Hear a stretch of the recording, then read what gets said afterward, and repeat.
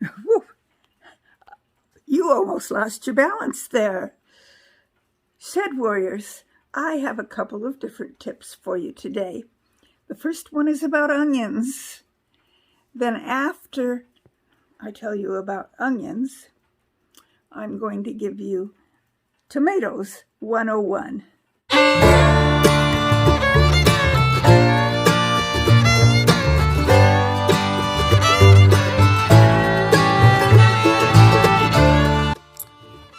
Darlene here. Welcome to my channel and welcome to Shedwars.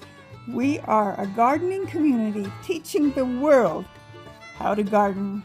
So I hope you enjoy today's video. Are you ready? Let's go.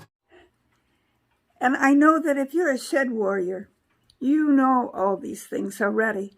So these shed war videos are really for the people who are not shed warriors, the people, the rest of you in the world that are learning how to garden. And one of the things that we learn in gardening is that there are many ways to do things. Just because I do it a certain way doesn't mean that that's the right way for you to do it. So what I will show you is simply what I am doing. And then if that works for you, you can do it. And if it doesn't work for you, don't do it that way. Do some research and decide what way is going to work for you. Maybe try several different ways this year so that next year you will know which way works best for you. One of the things that I'm going to do that is going to help my garden is that I am going to give my onions a haircut. So let's turn you around so you can see what I'm going to do. I'm just going to use some scissors here. And I'm going to go down here and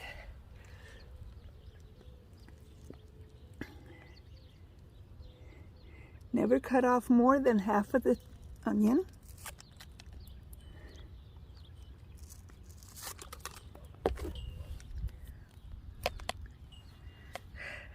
Now I need to pick those up and put them in my basket because those are all edible. So this is what these look like after trimming them off. They look so much healthier actually. And I have a basket full.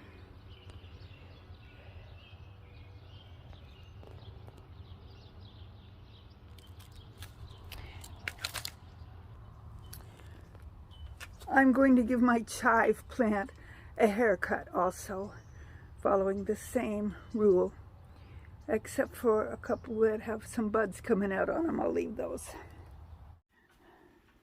So here's my basket full of onion tops and chive tops.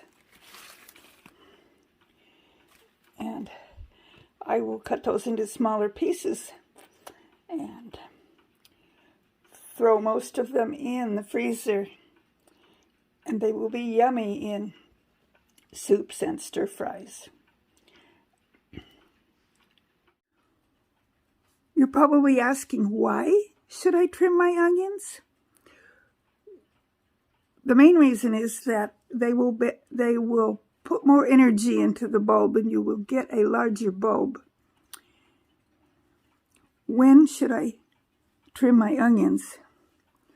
Well, some of the ones that I just trimmed probably were a little taller than they should have been. When the onions are like 5 or 6 inches tall, some people trim them down close to the ground. But I trimmed them so that they were about 5 or 6 inches tall. And then anything above that I trimmed off. It just makes for a stronger onion because the onion can then put its strength into the onion instead of the tops. And really that's what you're after, is the actual onion itself and not the onion tops.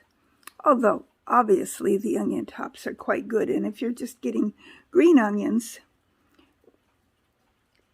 most of that is top and a little bit of onion at the bottom. So this is the first year that I have trimmed my onions, and I did it because I learned that it was good for the onion. So that's my tip for onions. Give them a haircut. As soon as the tops start getting tangled up and mixed up with each other, that's another clue that it's time to trim the onion tops.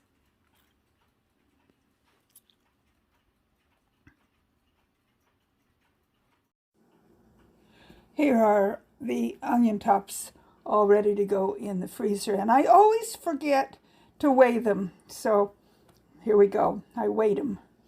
5.2 ounces. Now, are we ready for Tomatoes 101? Let's go. Well, the first step, of course, is planting the seeds. That's a given. Well, you can skip to a later part of it if you go to the garden center and buy a plant. Make sure if you do that, however, don't get a real big one with tomatoes already on it. Those won't do the best. Get a smaller one. But what I do here at home is plant the seeds. Now, there are several ways to do that. Since I've already planted them for this year, I'm just going to kind of show you what I do.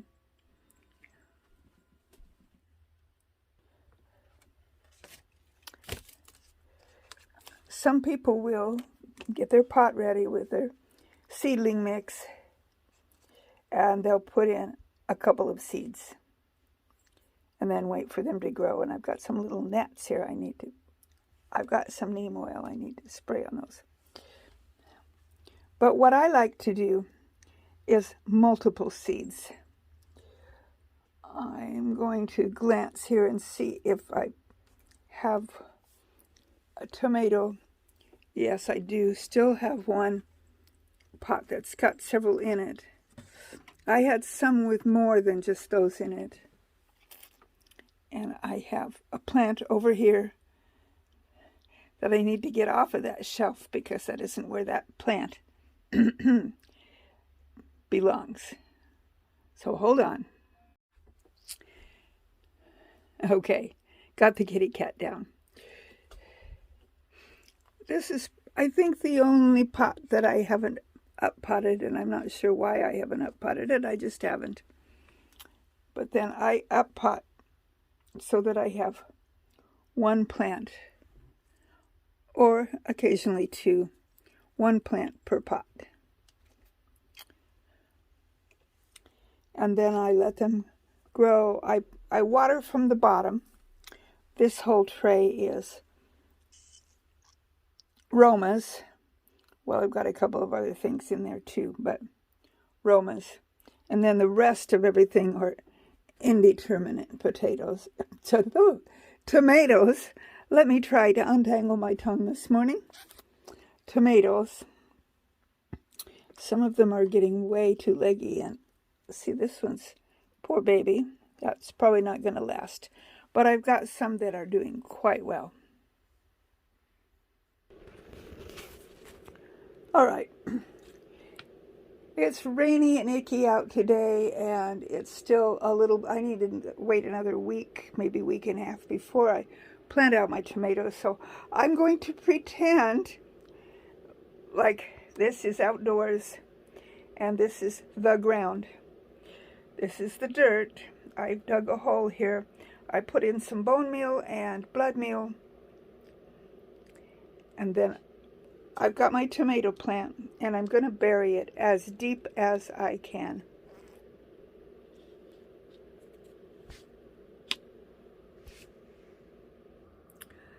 Some years I've dug a trench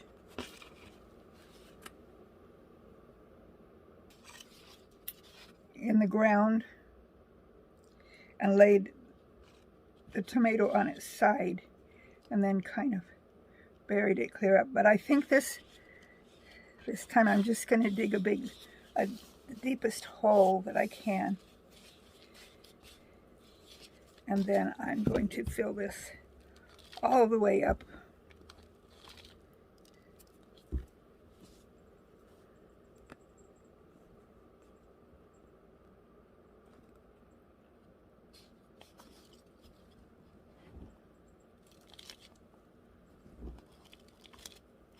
And remember, we're pretending like this is outdoors with the soil.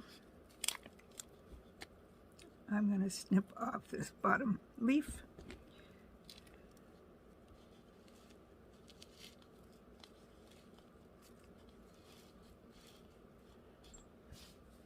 And there we go.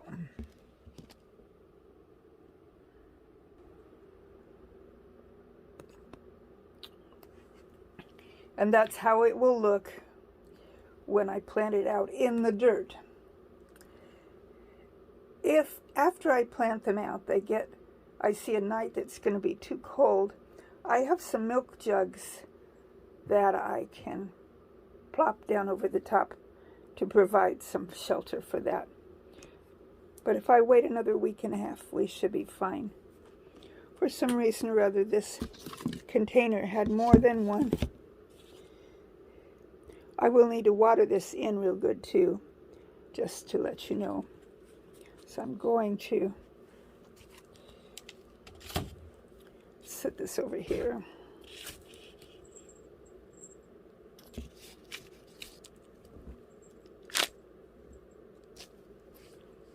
Okay.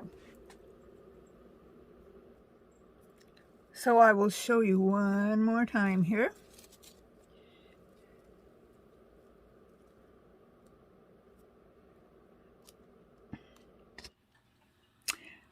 Some people crack an egg and leave the egg in the shell with the shell just kind of cracked.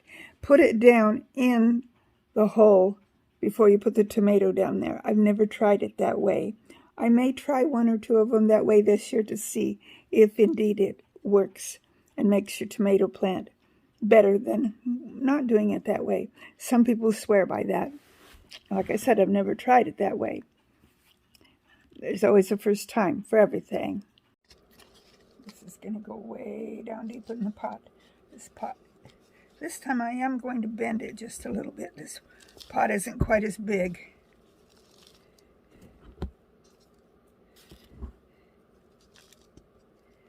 Being very, very careful not to break the soil. That isn't what I meant to say. Break the stem is what I was meant to say. Okay, so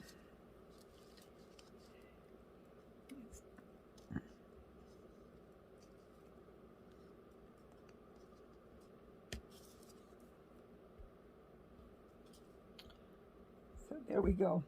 So this works for up potting.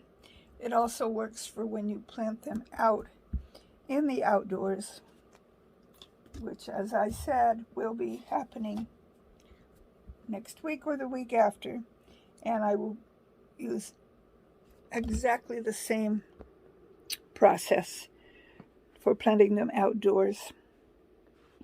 Making sure that they are planted deep, clear down to just below the bottom, the top parts of the stems. It's also important to make sure that you've got a good trellis for the tomatoes, especially the indeterminate ones, because they like to grow tall and they will need to be trellised so that they don't just flop over and get wild and have tomato everywhere. The determinate tomatoes, the Romas, probably just a regular small tomato cage will work fine for them. They don't need to be trellised quite as firmly as the indeterminate tomatoes. Indeterminates can grow quite tall. So why do I plant them deep like that? If you're a seasoned gardener, you already know. But if you're a newbie, Tomatoes 101, the reason you plant them deep like that is because on each of these little stems, let's see if I can show you. I don't think it's going to show up on the camera. There are little hairs. And those little hairs, once in the soil, will grow roots and make a good, strong root system for the plant. The stronger the root system, the more healthy the plant, the more tomatoes you should get. Once they get to growing, make sure that you do not give them too much nitrogen, because nitrogen, while they need some of it, the more you give them, the more beautiful green foliage you're going to have. In order for the tomatoes to actually form, they need the potassium and the NPK, the whole thing. They need more the P and the K, potassium and magnesium, I believe the K stands for, if I remember correctly. So a good fertilizer, fish emulsion works really great. I remember that clear back from when I was a child. My daddy always used to give his garden fish emulsion. And he would pour it on the leaves as well as down in the ground, because the fish emulsion was good for the whole plant. So that is a good thing to do to keep the plant as healthy as possible. Now, if they are an indeterminate tomato, which means that they grow and grow and grow, they will get as tall as you let them. You will need to, at some point, and these are too little to show, I don't believe they have any yet here. Let me see if any of my plants have little suckers. Yes, this one does. Let me turn this around. Okay, see this plant right here? See right there in between these two, there's a little sucker growing. And what most people do is clip out those suckers so that you keep the plant coming up on a one stem. Now when it comes to the Romas, these are determinate tomatoes, and you see, even though this one's got a sucker, see right there, you don't want to trim those out. You want to leave them on the determinate tomatoes. I had a few leaves that I did pluck off of these where they had kind of gotten evidently too much in the winter. Well, not the sun, but when they were outdoors for a while. So I plucked off the bad leaves, but they're looking pretty good today. So one more week, maybe a week and a half. Mother's Day is the day after tomorrow. So a week after Mother's Day, the middle of May, I should be able to plant all of these out. Between now, and this is an important thing to do with your tomatoes, not just tomatoes, with any plant that you've been growing indoors and then you are going to be planting it outdoors, or taking it out, even taking it outdoors in a pot, if that's what you choose to do. And some people do grow their tomatoes in pots, and that's just fine. But you have to harden off the plant. And what that means is that you take the plants outdoors, put them in a nice shady spot where they do get a little bit of the wind, but are not beaten to death. And leave them out for an hour or so the first day. Add an hour or so more to that the second day. By the time you're ready to plant them outside, you will have been leaving them out pretty much all day, and maybe even if you've got a protected spot, maybe even at night, leaving them out 24/7. I have a table on my porch. By the time I'm ready to plant things out, I have usually been leaving them out on that table 24/7 before I actually take them out to the ground and plant them in the ground, so that they are well hardened off. And that means that they have gradually gotten used to the outdoor temperature and the wind, and most of all, the sunshine, because the sunshine, the real sunshine, is far more powerful than the most powerful grow light you could ever have. The real thing is always more powerful. So that's an important step that you must not neglect. All of the aromas are going in one area, and all the rest of them will go in some other areas apart from where the aromas are, so that I can keep track of which ones are determinate and which ones indeterminate. So if you want to know anything more about tomatoes, there's lots of sites on YouTube that tell about tomatoes, or just ask me in the description below. Ask questions. I'll do my best to answer them. I've been growing tomatoes for quite a few years now, and sometimes I have really good luck and sometimes not so much, and that's the life of a gardener. Sometimes things grow really good and sometimes not so much. I'm hoping this year is a really good year. The other thing that I'm going to do with my tomatoes, once I get them planted out in the garden, I'm going to interplant them with pollinators, mostly marigolds and borage, because both of those are very good pollinators. Plus, they are also distractors. Well, they're the type of plants that will help keep the bad bugs off of the tomatoes. And I will look and see if there are other things. Oh, I'm going to plant some basil and maybe some other herbs right around the base of the tomatoes.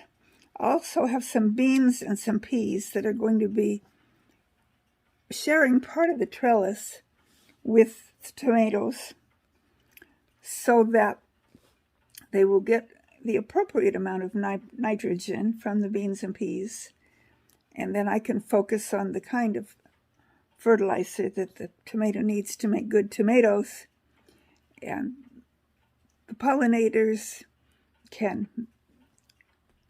be plentiful, and hopefully that will give us lots of tomatoes.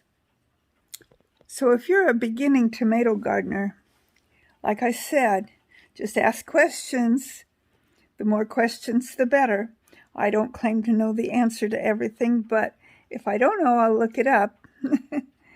And I do know most of the things that I need to know about the different kinds of tomatoes. I believe the one I just showed you that I planted was a mortgage lifter, which is a larger tomato and is supposed to be quite plentiful. So we'll see how that goes.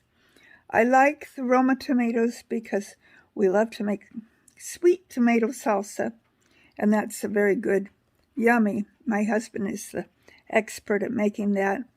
We use for a batch of salsa, about a dozen Roma tomatoes, a couple of peppers, bell peppers. I like the red ones, but the green and yellow ones will work too. The red ones are a little sweeter. And a couple of apples.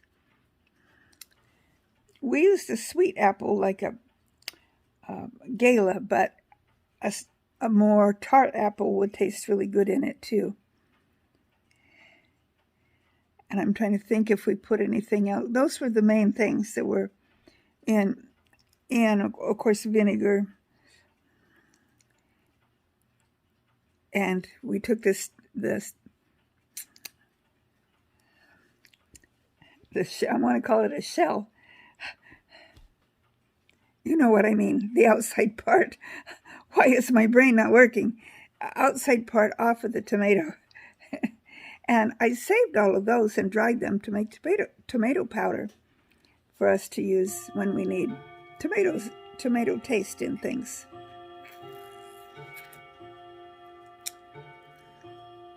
So, Tomatoes 101. Hopefully this has been helpful. I'm on Team Will It Grow in Shedwars. Go team, Will It Grow. And I hope that the weather is cooperating with you like it's not doing with me. Sun came out for a brief moment this morning, and I thought, oh boy, it's not going to rain. But then it clouded back up, and it's raining again. Once again, we've had, it feels like more rain than usual. We are on the dry part of the state, so the rain is a little bit odd, but that's okay. The wheat farmers around here need the rain. As long as we don't have too much of it. So, go Team Shedwars. Go Team Will It Grow. May the good Lord richly bless you. May your tomatoes and your onions and whatever else you're growing grow magnificently. And may you always seek the truth. So this is Darlene from Darlene's Garden, and all of my clocks that are ringing to greet the morning. We'll see you on the next video, be it Shedwars or be it just a regular video. Either way, you're welcome to watch. I solicit questions and comments. And one of the best ways to help out my channel is to share my videos on your social media. Also, make sure to subscribe if you haven't done that already. And click that little like button. I don't usually tell people that because it's kind of obvious, but today I decided to mention it. So until next time, Darlene saying bye for now.